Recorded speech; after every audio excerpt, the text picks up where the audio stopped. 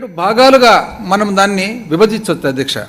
ఆ 7 భాగాలు కూడా ఒక భాగం తర్వాత ఒక భాగము క్లియర్గా ఆ విధానం ఏమి, ఆ పరిపాలన విధానం ఏమి, ఆ ఆలోచన ఏమి, ఆ ఆలోచన వెనకాల దాని కారణమేమి, అయితే ఆ ఆలోచన పరిపాలన వలన యాక్చువల్గా రిజల్ట్ ఏమి, అవుట్కమ్ ఏమనేది కూడా నేను చెప్పబోతా ఉన్నాను అధ్యక్ష. ఎందుకంటే ఈ బడ్జెట్లో ఈ ముఖ్యంగా అవుట్కమ్ అధ్యక్ష, 5 సంవత్సరాల పాలన తర్వాత అవుట్కమ్ ఏమొచ్చింది అనేది అధ్యక్ష. అయితే ఆ 7 విధానాలు వచ్చేసి అధ్యక్ష, సుపరిపాలన ఆంధ్ర, సామర్థ్య ఆంధ్ర, మన మహిళా మహారాణుల ఆంధ్ర అధ్యక్ష. ఐ రిపీట్ అధ్యక్ష, మన మహిళా మహారాణుల ఆంధ్ర, అన్నపూర్ణ ఆంధ్ర, సంక్షేమ ఆంధ్ర, సంపన్న ఆంధ్ర, భూభద్ర ఆంధ్ర.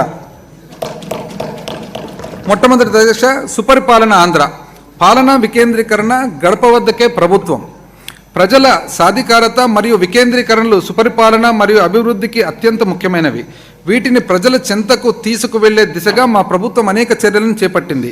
ఇందులో భాగంగా గ్రామ స్థాయి నుంచి ప్రభుత్వ